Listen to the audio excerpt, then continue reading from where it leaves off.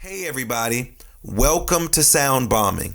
I created this show for people who want to experience a radical, life-changing journey through the sounds of my diverse guests. I hope that each sound you hear on this show will strengthen your faith, encourage your dreams, and challenge you to awaken the greatness within you.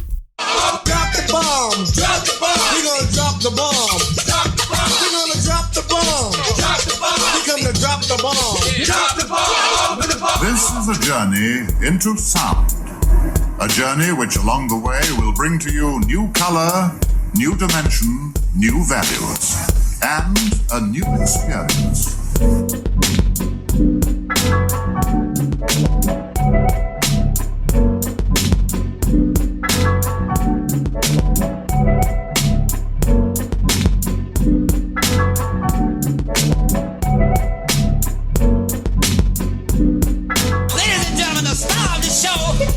Lamar Darnell Shields.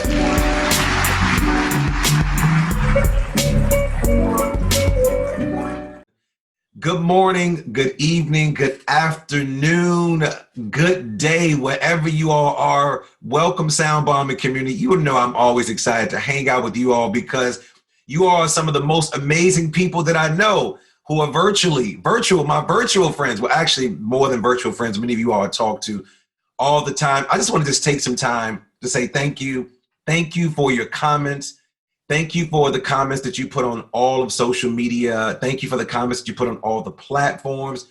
If you have not left a comment, please do so. We read them. My engineer, my producer, I read those comments. So thank you for the great things that you said. Some of the things you might not like, again, but I'm so grateful and honored. Welcome if you're new to the Sound Bombing community. We want to welcome you to one of the greatest virtual shows on the planet. And for my old bombers, thank you for being here. But for my new ones, you all don't know, we start out our show what I call the breath of life. We do our 3 breaths.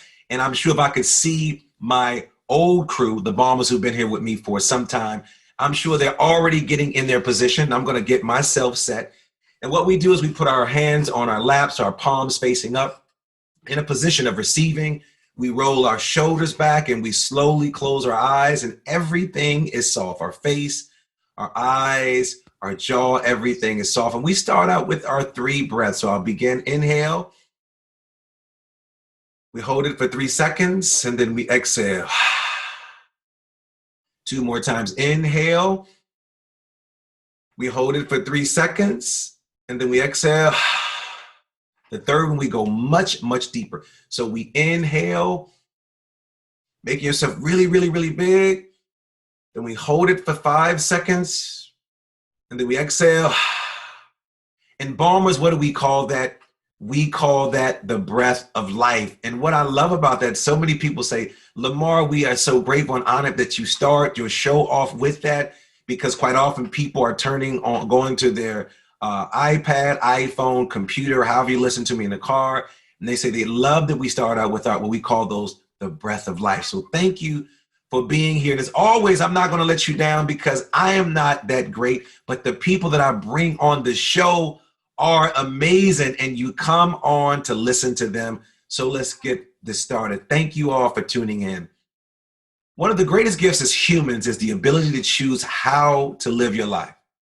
The choice to be a parent or not, the choice to be a college-educated student or choose an apprenticeship or entrepreneurship, or the choice to break rules by designing your own future. Sure, the benefits of making the right choices are immense, and the fulfilling of events are become better and better and better for yourselves. But how would you feel if you were forced to live a false life? Here's an example. You're being forced to learn how to be a hairstylist and make it your occupation. No, it's not your side hustle. Even worse, you are told to forget your loved ones and get married to someone you absolutely detest. Forget everything you've learned and love and instead make this your solo career and your relationship. The amount of anguish and physical pain you might feel is akin to someone taking a precious object or livelihood away from you. This could lead to anxiety, depression, self-doubt, and an overall spiral into a web of negativity. Yet there are people who are willingly or unwillingly to live their lives based on how society dictates and prefers how they should live. Well, you all know I'm an overcomer. I'm a perseverer. I've always gone against the grain. And that's why we created this show. You see, I'm talking to people who want to do something different, who want to be bold and say, the hell with what you say. I want to live my life. So how do you do this? How do you fix it? I'm so glad that you asked me. How do you stop living a life of false identities and instead honor your own calling and belief? I'm so glad that you asked, because my next guest, Eric G Reid, is going to answer all those questions. You're not going to put the pressure on me because he's going to answer those questions. Who is Eric? I'm so glad that you asked. I love how you all talk back to me. Either you nosy or you just want to know. But let me tell you who he is. He's the founder of Success Life. So you already know what he's about. He's not the founder of Failure Life. He's the founder of Success Life, who helps people to design their lives to be the best. He's created these great tools and resources needed to be the best in your life and in your business, because his work is about being purpose-driven.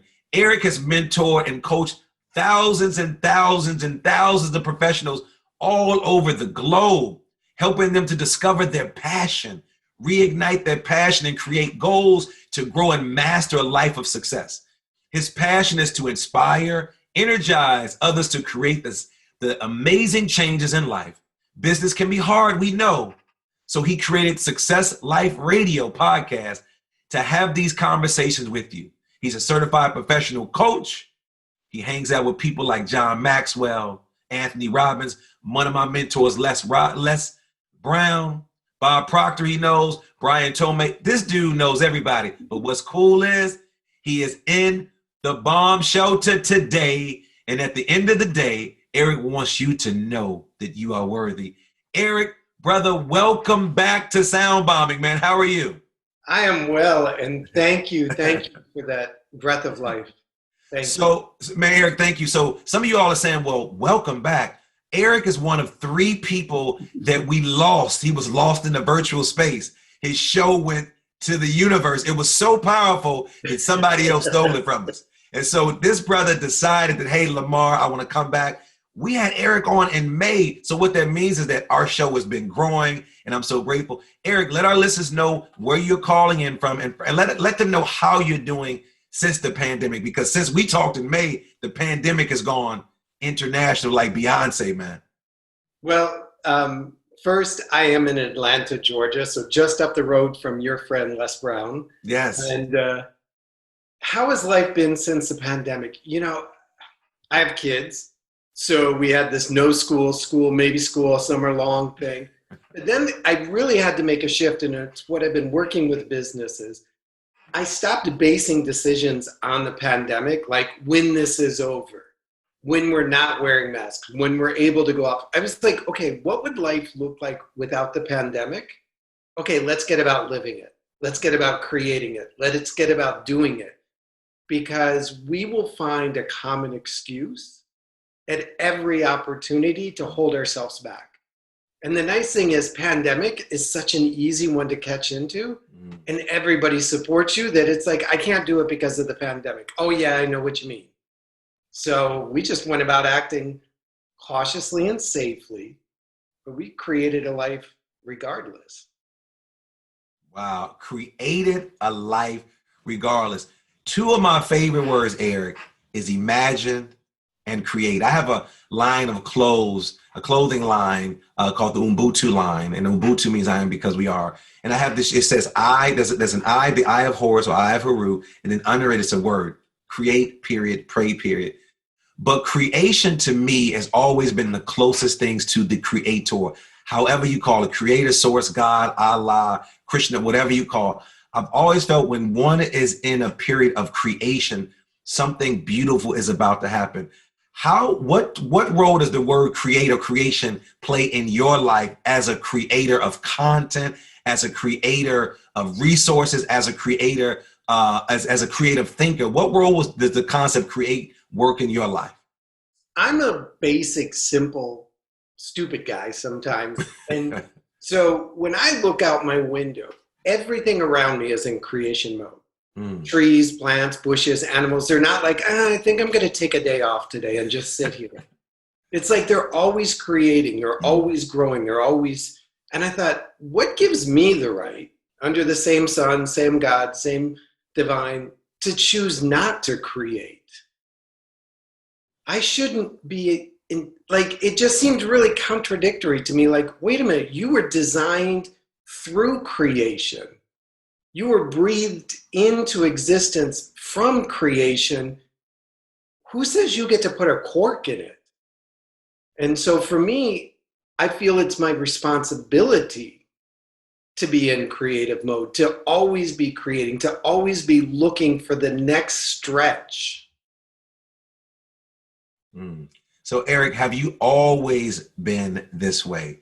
Let's talk about Eric before the books, the podcast, the Tony Robbins, the Les Browns. Let's talk about Eric way before that. Were you always like that? And if so, where did that drive come from? If not, share your story with us about how you got to where you are right now. I think we all are always in a creative space. I mean, the daydreams that say, I want a different job, I want a spouse, I want kids, we're creating that image, we're creating that idea. So for me, I think I was always creative, not always in the best of results. You know, the typical 10-year-old boy that breaks both his arms as he's trying to see how high he can climb in a tree. That had to be channeled, that had to be focused. And it was through coaches, it was through mentors, it was through mistakes and failures and failures and failures that I looked. I said, if I have the ability to create hardship in my life, don't I also have the ability to create abundance, joy, love, happiness, purpose? Okay, yes, but how? And that was like the shifting point. It was like, okay, clearly I know how to make mistakes and be a failure and get in trouble and all of those things that we do. But how do I begin to move that into a direction that benefits me, my family, my community? And that was the journey of really living more intentionally into my creative energy. So how do you help people do that, Eric? Walk us through what those steps are like, because I know that there's somebody listening, because I have some of the most amazing listeners, audience members who are quote unquote purpose driven. We're going to come back to that. How do you help people do that? But before you share the strategy on how you help people do that, how did you help yourself do it first? Because again, I think quite often people look at people like you and I name some of the people that you get a chance to hang around, and they see all the stuff, the tangible thing, but they don't see the sacrifice that comes along with that. So how did you do that for yourself? And then how do you then teach others to do the exact same thing so they don't have to then wait for us to help them do it? I think for me, it really happened. There was a moment when it was done. I was done. I had hit the wall and I was like, I'm done. I'm over. I'm sick of this. Why is my life suck? Why am I unemployed? Why am I living in this rinky-dink apartment? Why am I I had a car at one point that it was in such bad shape that in order to clean the windshields, I had to reach out with a squirt bottle and spray it because the squirter thing didn't work. And this was in the winter in Minnesota, so I had to spill it with like a little bit of rubbing alcohol so it would stay clogged. So I'm driving down the street, squirting, trying to keep. I was like, what did I do to deserve that? Like, I really began to think that there was something broken in me, that I had been, like, I had made some karmic mistake, like something I had done that I couldn't quite pay off. So life was going to push against me until I had settled the debt. And then I sort of looked at people around me. I'm like, so why do they get to have it easy? Why do they get to have a good job, a good apartment, like all of the external things? And that's when I started to really understand that who I see myself is who I become. And I had been playing that game of poor, pitiful me. My life sucks. I'm the worst thing in the world. Nobody's ever going to give me a break. Like all of that had become so much of the rhythm of my life that everything around it responded to it, including my car with the busted down windshield stuff. And I said, wait a minute. And I tell my clients, anybody and everybody, every single day, you are worthy.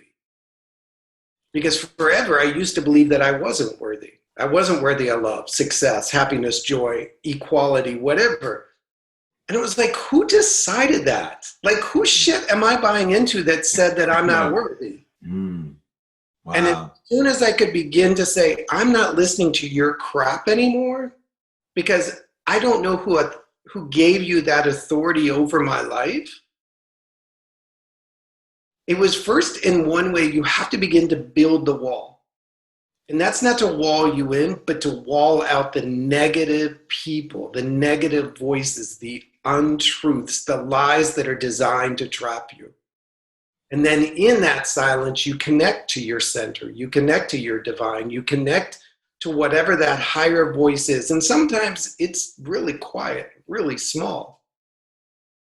When was your connecting point, or as Oprah called, the aha moment? Was it something that happened in your life that you said, I need to get my sugar honey iced tea together. I need to get my shit together because I can't go back to this. So I have to go forward. It's, one person said, it might've been Les Brown said, if you fall down on your back, you can get up because you can look up. And so quite often, we have that defining moment in our lives that shifts everything for us.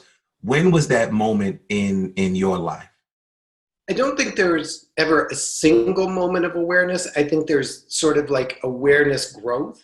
But I think the moment that sort of really paused me and said, okay, here's a decision point, was 23 years ago. I was given a diagnosis that I would only have 2.5, maybe 3 years left. The last year, they couldn't guarantee the quality of my life. So wow. In my typical foolishness, I was like, well, if I'm going to die, I'm buying a new car with a 5-year loan. The payments will be low and I won't be around to have to deal with it halfway through anyhow. But it really was at that moment. I said, if I'm going out, I'm taking everything I can with me. I'm experiencing everything. I'm doing everything. I don't care if I run up, a car bill. But it was really like I had been living everybody else's story, everybody else's image, everybody else's playbook. And that didn't keep me away from that diagnosis. It didn't keep me from that moment when the doctor said, I can give you about 2 years. If we do everything right, we might get a 3rd year, but I can't guarantee the quality of life. I was like, well, I'm doing this my way for at least the next 3 years. I mean, I'm not going to be around to pay the price of it. But it also let me tap into what I love. And I found the things that I really loved, the things that I was passionate about, and the things that gave me joy. And I was like, hey, I've only got 3 years to do this. And 3 years turned into 5 years, and 5 years turned into 10 years, and now we're 20 years plus. They've removed the diagnosis. They basically said, you're going to die when you get old. And I'm like, I'm good with that. Yeah.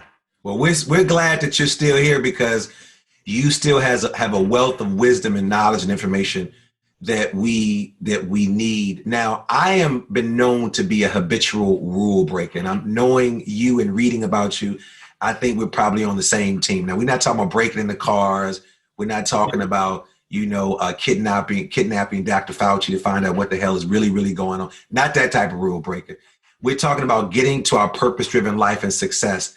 In order for those things to happen, in order for us to get to our pinnacle of whatever that is, what rules have to be broken to get this done, to be sort of where the individuals that I named are in their lives right now? I think one of the first rules you have to break is that there is no permanent record. Everybody told me there was like this permanent record. And so my entire life was about creating a perfect permanent record from elementary school through high school. And it was like, okay, rule number 1, I don't care what's in the permanent record. And then the other things that I started to break through was like, I can't be a perfect son because I have 2 parents with 2 different sets of expectations.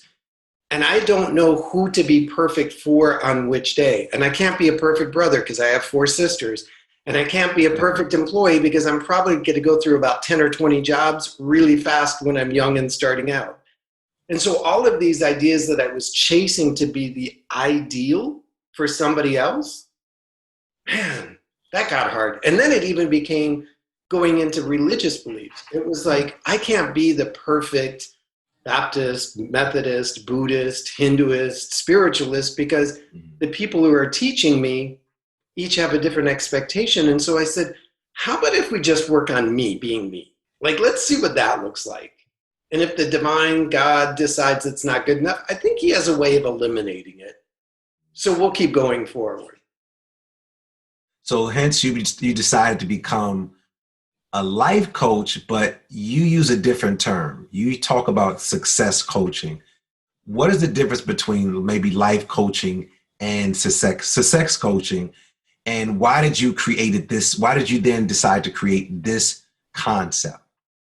Because I had the image of success, the one that my dad, who worked 40 years for the same company and retired, got his gold watch, had 2 years of vacation time in the bank. That sounds like a Leave It to Beaver story, man. That sounds so. It was. It was really that. He said, I don't have to go into work for 3 years and then they're going to have my retirement party after that.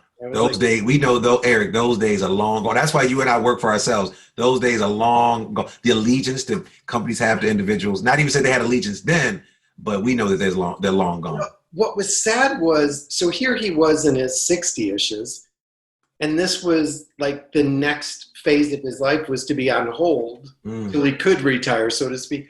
And I thought, I think of all the things you missed in my life because you were banking those vacation days. I think of the fact that you never really had like all of that. And I was like, man, that doesn't work for me. I can't live that.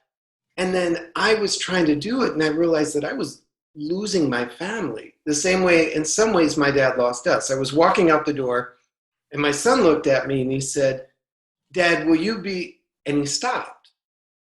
And I looked at him like, I'm listening. He's like, never mind, you're going to be at work. And so I started to get in the car and I went, halfway to work and I was like, well, what does that mean? Like I work so he can have, and I went through the dad list of, they've got a house, they've got food, they've got nice things. He gets to be on the swim team and I'm at work and he's trying to make me feel guilty about being at work because of what? So I came home that night and was like, what was it? And he goes, it's not important. It's just something going on at school, but I know you have to go to work. And I thought, what am I doing? I'm chasing this corner office success thing and my life is being compromised. My life is being thrown away. So when I work with clients and we talk about success, success is living fully into the moment that you're present at. And so when I'm at work, I'm hard at work and there is nobody that will work. But when my kid says, come and play Lego, I'm hard at playing Lego. We're sitting on the side of the pool or doing the things. I'm trying to make that moment a success, not a moment in the future, my success. I love that. And I love the fact that you talked about, you talked about a story about your dad. I'm sure as you're working with your clients, you hear stories a lot. And I want to sort of park right there, for example, because I created a show called The Shortcut Show, which is a storytelling series, in particular geared towards people of color who have these very different stories from other cultures. But even though those stories are very similar, as humans, we are natural storytellers. So we create narratives to move us into or through the moments of life. With that being said, do you believe that we are defined by the stories if we tell ourselves? If so, then how do we change the stories that we tell ourselves? And you sort of alluded to this earlier about the things that are coming into our minds over and over again. So how do we then change the stories that we tell ourselves? And what's the importance of storytelling? Well, storytelling is critical. Storytelling is the way, since for all of mankind, that history has been told and lives have been changed. I work with clients who are becoming influencers and I say, there's a story that you need to tap into. There's a story that's going to connect and influence you to other people in a way that only you can do. Now, it's not the story of your life, but it is a story in your life. And as long as you can recognize that that story served a purpose for you then, now, and in the future, go ahead and repeat it, but you don't have to relive it. And so when I work with individuals, I'll say, that story doesn't define the whole story, just like a chapter in a book doesn't tell the whole book. And so often I'll work with somebody, I'm like, what is your story? What is a story that helps me to understand who you are, where you've come from, what you've created. And how can you use that to tap into something to me that I can then join with you, and together we can create multiplicable change. And I think as influencers, we've got to have a pocket of stories. And that's what I work with people on, is creating that pocket full of stories so that when they're talking to a youth, they can say, you know what, when I used to sit at the dinner table, my mother used to quiz me and I would break down in tears because I was stupid. I couldn't tell you which was which, and if she quizzed me, but here's what I learned. That didn't figure, and using that story, all of a sudden your youth is like, man, hands up, I hear you. Well, Eric, what about those stories that we keep telling over and over and over and over that aren't true? They were true. They might have been true at that moment, or they might not have been true at all, or the stories that are imposed upon us.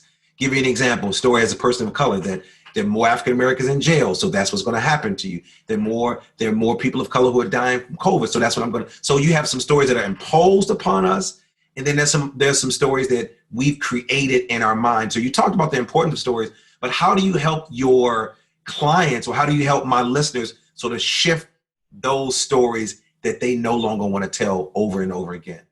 Well, first, if you don't know where you're going, a story will keep you where you're at. So you need to have a vision for your life, for your business, for your family, for whatever it is. And then when you hear that story, you're like, okay, how does that story serve me in this vision that I've created? So if the story is that men of color typically end up in jail at exponentially higher rate than other minority groups or other male populations, great. How does that information serve me in creating this podcast, creating the story? Okay, it serves as a reference point of divergence for me by saying, I could have statistically ended up here. However, I made conscious choices to write my story, and now I sit receiving a Pulitzer Prize in literature. We have to recognize the story is a placeholder for us to make a decision from. And if you don't know where you're going, you'll get stuck in that placeholder. But if you're able to say, you know what, COVID is dramatically impacting minorities at a different rate. Why? Well, we could go into the research. However, how does that serve me as a mother raising 4 children? And I think that go ahead, finish it. I was going to say, you know what? It reminds me that as a person of minority services, or maybe a mother of minority color, I need to be more aware that our population is not served the same way, and that they're not as in tune with the healthcare professionals. So there might be a higher rate of infection for my children. So therefore, I'm going to do this, this, and this. And that's one of the reasons I wanted to bring you on. And I'm so glad that, things happen for a reason. And I'm not glad that we lost your interview, but it's right now we're at a different point. And it gave me a little more time to think about not only just engaging you, but engaging my listeners. And one of the things that I know from all of us, and I told you, today I just read a piece in the Course in Miracles about, basically it said, get out of your way. You're getting in your way of being successful. You're getting in your way of being happy. It didn't say success said happy, because success there's a connection with that. But I think that these stories we keep telling ourselves over and over and over again, and it's not just people of color, it's women, it's LGBTQ+, it's poor people, it's rich people. We keep telling these stories over and over again, and then we start to live those stories. But what I do know as a life coach, as a success life coach, you get a chance to be around some successful people. And I believe that success leaves clues. If that is true, what do all successful people know or have in common that maybe non-successful people do? No. And that's really, I just taught a lesson on it, so I wish I had my notes handy, but one of them is always vision. They always have a plan for where they're going. And it's often written down in multiple places. The other one is they have a commitment to failure. That they understand that they're going to fail their way to success instead of arrive at success. So they're committed to making failure part of the process. Another one is often accountability. They're not afraid to speak their vision to a group of individuals so that that group of individuals can stand alongside them and both hold them accountable and encourage them. One of the other ones is often they're not people who will get caught up in a moment because they're thinking bigger. Like, this event is important. However, in the arc of all the events that are going to occur between here and here, it's small. And then there's other characteristics, but over and over again, you'll hear they have a vision. And that's not like some abstract, pie in the sky dream board kind of thing. They have a very clear vision that they've counted back to each event in their life leading up to it. So what about people who are already on the right path, quote unquote, successful? What about people who are already doing great things in their lives? Would they need a success coach like you? And if so, what are some things that you would engage? What are some strategies that you would use to then engage them? They don't have a lot of the same issues that maybe some of the other people, but they want to be engaged more to continue growing. What are some things you provide them with? Some strategies. It's funny because he's a multi-millionaire. So clearly somebody that, doesn't fly commercial. And he won't be sitting next to me on the plane. Well, I won't be sitting next to anybody. I'll be sitting next to him on his plane. And he came to me and he said, I feel like I need you. And I'm like, and again, you're a little struck because it's like, really, wow. Why? And he's like, I just don't feel connected to my life. I was like, what do you mean you don't like? And then the coaching session, I'm doing these things and I'm creating this wealth and but it doesn't, I'm not feeling a legacy building inside of me. And I think when you talk about people being successful, there's like this mode from survival to success to significance. And it's when we begin to become aware that we're in a position of safety or success that we start to hunger for significance. Because we have the tools and the resource, both physical and emotional and spiritual, to begin to say, what would it look like to live a significant life? To be able to lean all the way into who I can be and what I can do in this world. You just blew me away with that, man. Success, survival, and I think you said significant. So survival to success is a normal struggle for someone. Wow. And then we hit success and we hang out there for a year and we're like, we got the car, we got the house, our vacation is a week longer than everybody else in the office. And then we start to go, but this isn't enough because we're creative beings. And when we stop creating, we get hungry. And that's where we move to significance. I cannot think of the title of the author of the book, but the theme was you're more than enough. You're more than enough. And quite often, many of us are chasing. It's a difference between joy and happiness. Joy is like a part of you, but happiness comes with, I'm happy I bought a car. I'm happy I got a new book. I'm happy that my book is at the top of the Amazon list, so bestseller. But joy is something that's just a state that's always around you. And that's sort of the feeling that we want. So when you said that, it just blew me away. So Eric, how can our listeners get in contact with you if they want to be one of your clients? And if they want to check out your podcast as well? Let our listeners know how they can get in contact with you. So the easiest, it's Eric G Reid, R-E-I-D. That's across all social media platforms. And then Success Life, the letter U.com. Mm-hmm. So as in, it's your life, your terms, your success. Wow. What do you enjoy about being a success life coach? What brings you the greatest joy with the work that you do? There's that moment when you hear a client just take that deep breath, the one that they've never really taken because they haven't felt completely safe. And after that breath, everything's about to change for them. And when I hear that breath, I'm like, this is it. They just stepped over the line into understanding all that they can be. I love that, man.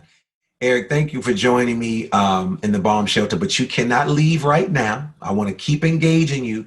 This is my favorite part of the show. It is called the Super bomb questions, and these are some questions that my listeners, they want to know a little more about you. They know how deep you can be. They know they follow some of your stuff, but they don't know these other things that I'm about to ask you. So are you ready for the super bomb questions, Eric? All right, I'm ready. Bring it in. So here we go. What's your favorite word? Oh, easily imagine. What is your favorite quote or scripture Bible verse or scripture verse? I think my favorite quote overall is imagine the possibilities. I love that, man. Imagine the possibilities. What's your superpower? My intuitive listening. What's your spirit? I'll go ahead. Finish your statement. I was going to say, I hear what other people should be hearing. Mm-hmm. Let me go back to that. What's your superpower? My intuitive listening. What's your spirit animal?